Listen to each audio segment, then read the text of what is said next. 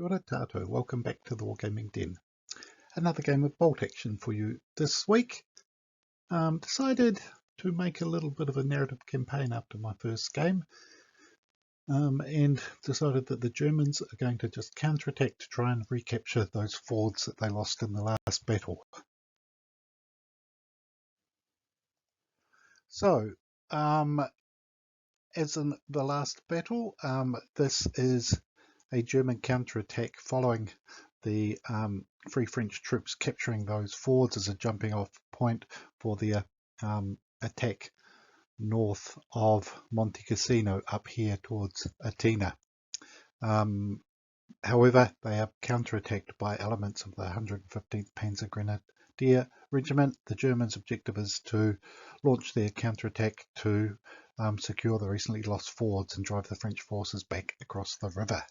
So that's the kind of narrative. Let's have a look at the armies. Here we have the Free French force for tonight's battle. Most of the figures are artisan design range.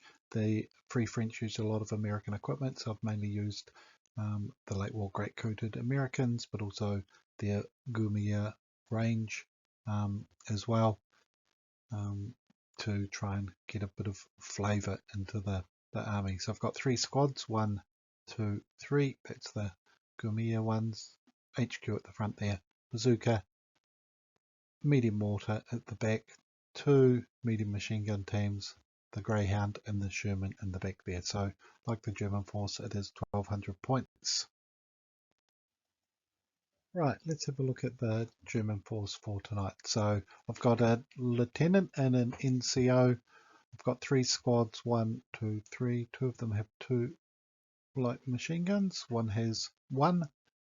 I've got a medium machine gun team, medium mortar and a spotter, flak 38, Panzer 4, a 251/9 with a Stummel, and a Hanomag half-track. So 12 units in total. Almost all the figures are from various artisan design ranges. Probably the odd Black Tree miniature one in there as well. I've got a few of the Africa Corps that have been used because I've kind of always wanted them themed around veterans from Africa that made it back to Sicily, Italy. Got a few of the late war Germans in there as well. So that is the force.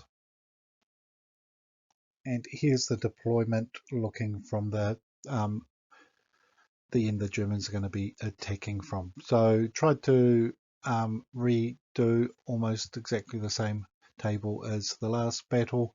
So I've got the river, got the building here, the medium machine gun and the mortar spotter are in the top floor. First or second squad here is by the walls, giving them hard cover. First squad is along the tree line here. Bazooka's just tucked in behind here, and I've got the mortar. So they're the 5 units that are on table. Let's get cracking, see what happens with the bombardment.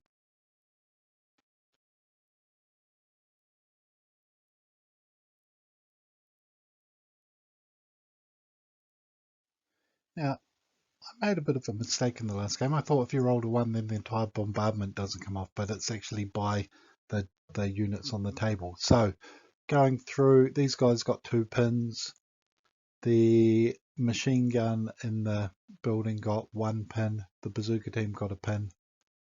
I think it's a single pin on the infantry squad here and 2 pins on the mortars. So not too bad for that initial bombardment before the German forces arrive. Here we go, turn 1. So the bombardment pinned a few units. The Free French have put some units on ambush. The infantry, the medium machine gun in the building there. Mortar fired and ranged in first shot and destroyed the half-track. Germans are just advancing onto the table. On to turn number 2.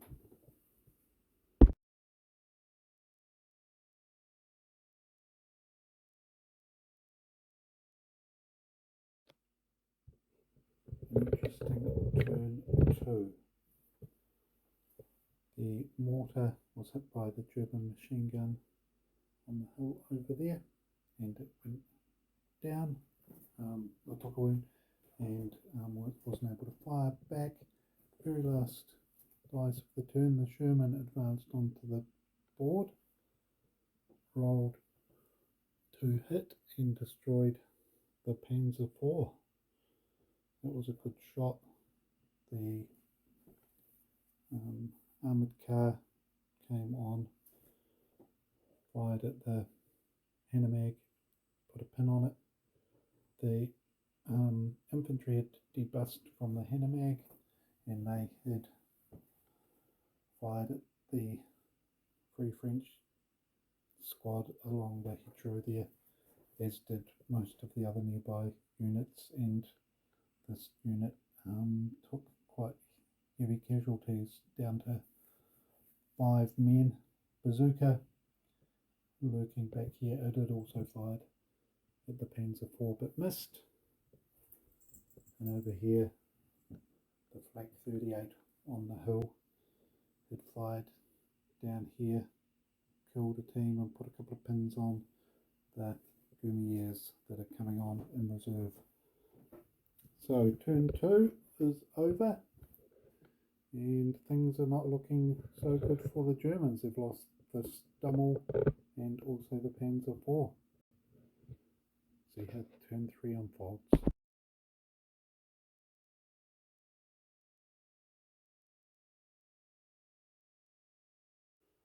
The Guerriers took a few hits and some wounds. They went down. They were shot at by the flak, by the half track there. These Germans, Panzer Grenadiers, assaulted the infantry squad against the tree line, a couple of rounds of combat, and they destroyed the Free French. So they've got to one of the objectives. They've got another squad here coming in behind to support them. The other squad has advanced towards where the medium machine gun is. The German lieutenant, he actually managed to wound or kill one of the medium machine gun crew, so that's down to 1 crew member now. Over here, the infantry used their ambush against the medium machine gun on the hill, did 1 wound. German artillery mortars failed to range in on them. The mortars over here went down when they were shot at earlier in the turn by the medium machine gun here on that hill. The Sherman, having destroyed the Panzer IV, advanced to offer some support to the infantry near the machine gun team in that building. The Germans don't have a lot of answers for the Sherman anymore, and the Greyhound missed the flak on the hill there. So things are looking good for the Free French. Germans are in a bit of trouble, but are going to try and press home the attack on turn 3.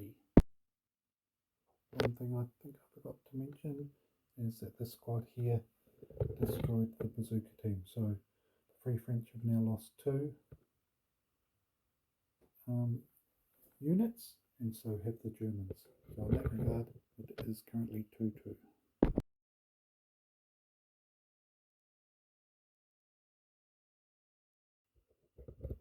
Turn 4 started well for the Germans. The mortar ranged in with a 6 on the Sherman, then rolled a 6 to damage it, and so did superficial damage.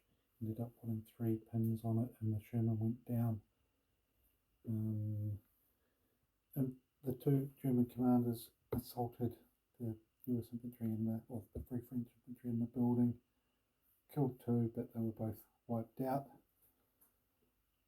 The mortar team was shot at by the medium machine gun but missed. Over here, these infantry went down against the fire from the Greyhound, and also the Free French infantry advanced to the top story of that building well. Over here, the Free French Grenadiers advanced through the wood, did a couple of casualties on the Panzer Grenadiers. The Panzer Grenadiers, in response, advanced and let rip and killed a couple in return. So the Germans have captured one of the fords. The Sherman is looking a bit badly damaged and pinned, so it'll be interesting to see what happens there. This half-track advanced but didn't do any wounds, too many pins on that. So interesting. Both sides are running out of infantry very quickly. The Germans have grabbed one objective. Both sides have lost 4 units, so very, very close, getting into turn 5.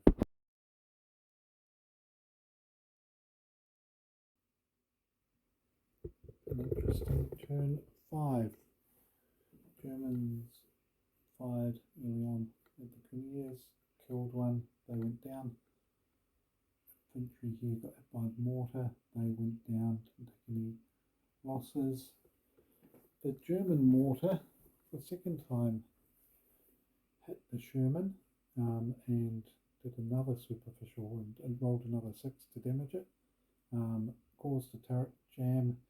The Sherman's now on 7 pins. It failed a rally order and reversed away from the ford. The infantry in this building, that squad, in an enfilading position, fired and killed one of this Panzer Grenadier squad. But Panzer Grenadiers are holding this ford. Don't think the Americans are going to be able to drive them off it somehow. So it's going to depend on who's killed more units, and that's very close as well. So let's move on to the final turn. The flak tried to hit the Greyhound, but missed. It had already gone down, having failed an order, and yeah, the machine guns and mortars are just plugging away over there. So final turn about to begin. Right, that may have been a wee bit difficult to follow. So here we go. The Panzer Grenadiers have taken care of the American infantry here. These guys pushed forward, and there was a bit of shooting there. The Shermans retreated after being hit a second time. The armoured cars also got some pins on it. The flak up here and on Overwatch trying to hit the Greyhound and missed. And these guys over here, the machine gun and mortar team, are doing their best to try and take out that mortar. So that's where things stand on turn 5.